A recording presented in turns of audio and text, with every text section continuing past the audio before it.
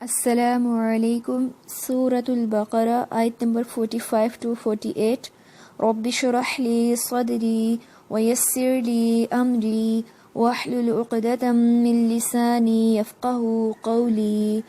اعوذ باللہ من الشیطان الرجیم۔ بسم اللہ الرحمن الرحیم۔ واستعینوا بالصبر والصلاة وإنها لكبيرة إلا على الخاشعين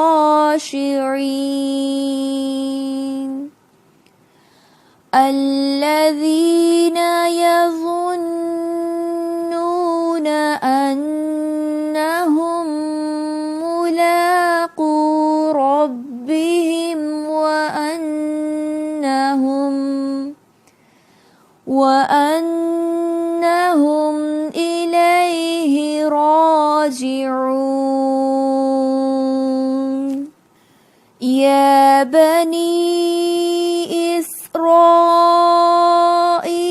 اذكروا نعمتي التي أنعمت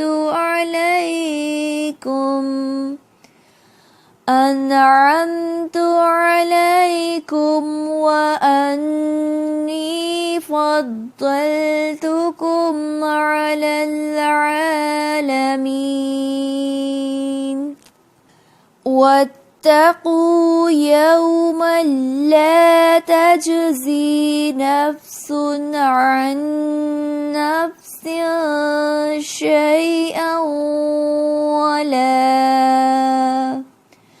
ولا يقبل منها شفاعة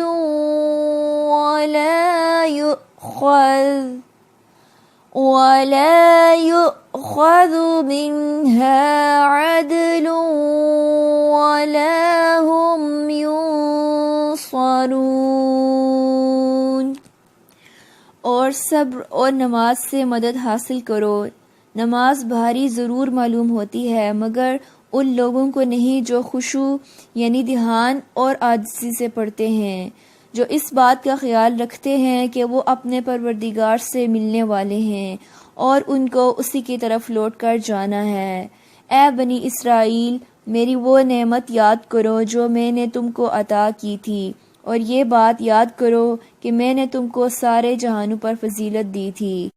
اور اس دن سے ڈرو جس دن کوئی شخص بھی کسی کے کچھ کام نہیں آئے گا، نہ کسی سے کوئی سفارش قبول کی جائے گی، نہ کسی سے کسی قسم کا فدیہ لیا جائے گا، اور نہ ان کو کوئی مدد پہنچے گی۔ معزز سامعین، انسان نیک عمل کیوں نہیں کر سکتا؟ ہم نیک کام کرنا چاہتے ہیں مگر عمل نہیں ہو پاتا کیونکہ ہمیں مشکل لگتا ہے۔ اس کا حل بتایا جا رہا ہے۔ فرمایا وَاسْتَعِینُوا بِالصَّبْرِ وَالصَّلَاةِ، مدد مانگو صبر اور نماز کے ساتھ۔ سورۃ الفاتحہ میں بھی ہم نے پڑھا کہ إِيَّاكَ نَعْبُدُ وَإِيَّاكَ نَسْتَعِينُ، عبادت کے لیے اللہ سبحانہ و تعالیٰ کی مدد ضروری ہے، آسان نہیں ہے۔ جہاں بھول ہو، غلطی ہو، وہاں فوری طور پر اللہ سبحانہ و تعالیٰ کی طرف رجوع کر لیا جائے۔ یہاں دیکھیے کہ صلاۃ سے پہلے صبر کا حکم دیا گیا ہے۔ صبر کیا ہے؟ اپنے نفس کو برائی سے روکنا، اپنے آپ کو کنٹرول کرنا۔ جہاں پتہ چلے کہ یہ کام میرے اللہ سبحانہ تعالیٰ کی مرضی کے خلاف ہے، وہاں اپنے آپ کو کھینچ لینا کہ یہ نہیں کرنا۔ اللہ سبحانہ تعالیٰ کی حرام کردہ چیزوں سے خود کو روک لینا۔ وَاسْتَعِینُوا بِالصَّبْرِ وَالصَّلَاةِ، اور بعض اوقات صبر بھی مشکل ہوتا ہے، لہذا صبر کے لیے بھی کیا ضروری ہے؟ اللہ سبحانہ تعالیٰ کی مدد۔ اے اللہ مجھے صبر دے۔ حدیث میں آتا ہے کہ جو صبر کرنا چاہے گا اللہ سبحانہ و تعالیٰ اسے صبر دے دے گا۔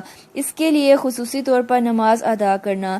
نبی کریم صلی اللہ علیہ وسلم کا یہی طریقہ تھا، جب بھی کوئی مشکل پیش آتی تو فوراً نماز کے لیے دوڑتے، کیونکہ نماز میں ہم ذکر بھی کرتے ہیں، قرآن کریم بھی پڑھتے ہیں، لیکن یہ اتنا آسان نہیں ہے۔ بہت سے لوگ یہ تو چاہتے ہیں کہ غم و حزن سے نجات ملے، مگر ہاتھ پر ہاتھ دھر کے بیٹھے رہتے ہیں۔ نماز کے لیے بھی فرمایا کہ نماز بڑی بھاری ہے، آسان نہیں ہے، لیکن علی الخاشعین، مگر خاشعین کے لیے آسان ہے نماز۔ اور خشوع کیا ہے؟ دل کے ٹھہراؤ کا نام ہے، جو اللہ سبحانہ و تعالیٰ کی عظمت، اللہ سبحانہ و تعالیٰ کے ڈر سے دل میں آتا ہے، اور جب آ جاتا ہے تو پھر نماز میں بھی خشوع آتا ہے، اور نماز کے علاوہ بھی۔ اس میں ہم دیکھتے ہیں حضرت زبیر رضی اللہ تعالیٰ عنہ کو۔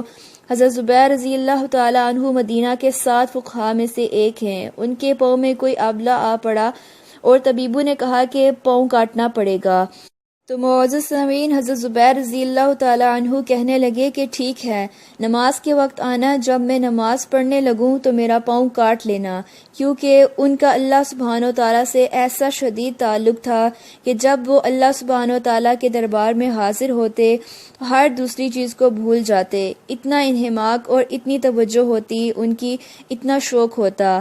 آج ہمارے اندر یہ کیفیت نہیں ہے، کیونکہ ہمارا دل اور چیزوں میں اٹکا ہوا ہے۔ جب دل اور چیزوں میں اٹکا ہوا ہوتا ہے، پھر نماز میں اسی اعتبار سے کم ہو جاتا ہے۔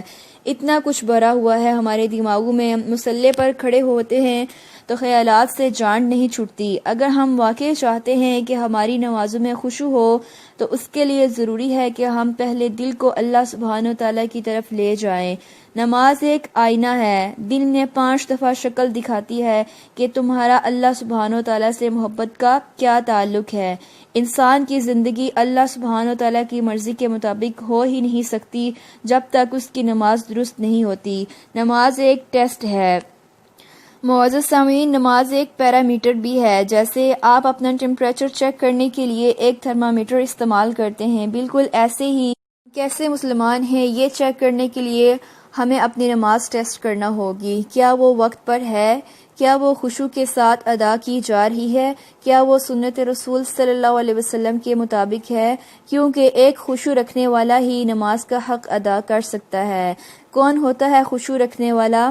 اللہ سبحانہ و تعالیٰ ارشاد فرما رہے ہیں، جو یقین رکھتے ہیں کہ وہ اپنے رب سے ملاقات کرنے والے ہیں، تو وہ اس بڑی ملاقات سے پہلے دن میں کئی بار اللہ سبحانہ و تعالیٰ سے ملاقات کرتے ہیں۔ آپ دیکھیے کہ آپ کسی سے اپنے قریبی ترین پیارے سے ملاقات کریں تو آپ کا کیا حال ہوتا ہے۔ معزز سامعین، اس وقت کوئی انٹرپشن اچھی نہیں لگتی، کوئی اور کام کرنے کو کہے، کوئی ڈسٹرب کرے، کوئی چیز اچھی نہیں لگتی، لیکن اللہ سبحانہ و تعالیٰ سے ملاقات کے وقت ہماری کیا کیفیت ہوتی ہے؟ کیا واقعی ہمیں کوئی اور چیز اچھی نہ لگے؟ صحابہ کرام رضی اللہ تعالی عنہم کی نماز کیا ہوتی تھی؟ بالکل بیگانے ہو جاتے تھے ہر چیز سے۔ نبی کریم صلی اللہ علیہ وسلم گھر والوں میں بیٹھے ہوتے تھے، جو ہی نماز کا وقت آتا، حضرت عائشہ رضی اللہ تعالی عنہا فرماتی ہیں کہ نبی کریم صلی اللہ علیہ وسلم بالکل اجنبی ہو جاتے، جیسے ہمیں جانتے ہی نہ ہوں، حالانکہ اس سے پہلے ہنس بول رہے ہوتے تھے۔ اس کے برعکس ہمارے تو کام ہی اتنے ہیں کہ ختم ہی نہیں ہوتے، نماز میں بھی کام یاد آ جاتے ہیں۔ الذین یظنون انہم ملاقو ربہم، یہ جو ملاقات کا ورڈ ہے یہاں پہ، اگر نماز کے ایکول ملاقات لکھ لیں، محبوب رب کائنات سے ملاقات، اور جو اس میں پڑھنا ہے اس کو سرگوشیاں کر لیں، جو ہی آپ مصلی پر جانے لگیں گے آپ سوچیں کہ آپ اللہ سبحانہ وتعالی سے ملاقات کو جا رہے ہیں، اور اگر ابھی نہیں جاتے یا دل سے نہیں جاتے تو فرمایا کہ وَأَنَّهُمْ إِلَيْهِ رَاجِعُونَ، تو جانا تو ہے ہی، ایک دن تو جانا ہی ہے وہاں، بے شک وہ اسی کی طرف لوٹ کر جانے والے ہیں۔ ان کو یہ یقین ہوتا ہے کہ ہم نے جانا ہے، واپس جانا ہے۔ جو جانے کا شوق ہے اللہ کی طرف، وہ ان کی نمازوں کی حالت درست کر دیتا ہے۔ معزز سامعین، ہمارے لیے کیا سبق ہے کہ نماز اچھا کرنے کے لیے آخرت کو یاد کریں، اللہ سبحانہ تعالیٰ کی ملاقات کا شوق رکھیں۔ پھر فرمایا یا بنی اسرائیل، اے بنی اسرائیل، اذکروا نعمتی التی انعمت علیکم، یاد کرو میرے احسانات کو جو میں نے تم پر احسان کیے تھے، وانی فضلتکم علی العالمین، میں نے تمہیں سب جہان والوں پر ترجیح دی تھی، فضیلت دی تھی، اور تم کیا کر رہے ہو؟ معزز سامعین، یہاں ہم خود کو رکھ کر چیک کریں کہ اللہ سبحانہ و تعالیٰ نے ہم پر کتنے انگنت احسانات کیے۔ اس نے ہمیں چن لیا اپنے دین کے لیے، قرآن کریم کے لیے، اور ہم ہیں کہ اس کو ترجیح دینے کے بجائے انسانوں کو اہمیت اور ترجیح دیتے ہیں۔ کتنی کنٹرڈکشن ہے ہماری زندگی میں۔ اللہ سبحانہ و تعالیٰ نے کیا فرمایا کہ فضلتکم، میں نے تم کو چن لیا ہے۔ کیا ہم نے بھی اپنی زندگی میں اپنی خوشی سے اللہ سبحانہ و تعالیٰ کو چنا؟ اگر ہم نے ایسا نہیں کیا تو فرمایا کہ واتقوا، اور ڈرو، یومن، اس دن سے، یعنی قیامت کے دن سے، لا تجزی نفس عن نفس شیئا، جس دن کوئی کسی کے کام نہیں آئے گا۔ ہم اللہ سبحانہ و تعالیٰ کو اہمیت کیوں نہیں دے سکتے؟ انسانوں کی وجہ سے۔ ہمارے دلوں میں انسان بستے ہیں، وہ اللہ سبحانہ و تعالیٰ کی یاد کو پیچھے کر دیتے ہیں، لیکن قیامت کے دن یہ انسان ہمارے کام نہ آئیں گے، اللہ سبحانہ و تعالیٰ کے عذاب سے نہ بچا سکیں گے۔ اللہ سبحانہ و تعالیٰ ارشاد فرما رہے ہیں وَلَا يُقْبَلُ مِنْهَا شَفَاعَةٌ، نہ ہی کوئی سفارش قبول کی جائے گی۔ ہمارے پیارے اگر آگے آ کے رونا دھونا بھی کریں گے کہ تو ان کی نہیں سنی جائے گی۔ وَلَا يُؤْخَذُ مِنْهَا عَدْلٌ، اور اگر کوئی معاوضہ دینا چاہیں گے ہمارے گناہوں کے برابر تو وہ بھی نہیں لیا جائے گا۔ وَلَا هُمْ يُنصَرُونَ، کوئی مدد دینا چاہیں گے اور ان کو ملا کر لے آئیں کہ ہمیں چھڑا سکیں تو وہ بھی کام نہیں آئیں گے۔ یہ سبق بنی اسرائیل کے لیے بھی ہے اور اس سے زیادہ ہم سب کے لیے بھی۔ معزز سامعین، ہم سب کو ضرورت ہے آخرت کے دن سے ڈرنے کی، یہ سبق یاد رکھنے کی کہ کوئی انسان کام نہیں آئے گا، نہ اولاد، نہ والدین، نہ استاد، نہ دوست، اور نہ ہی کوئی اور۔ کوئی نہیں کام آئے گا، کوئی نہیں بچائے گا، نہ کسی کی سفارش قبول کی جائے گی، نہ ہی کوئی فدیہ وہاں قبول کیا جائے گا۔ ہر انسان کو وہی ملے گا جو اس نے کیا ہوگا۔ کل نفس بما کسبت رہینہ، ہر ایک اپنے کیے کے پکڑ میں ہوگا۔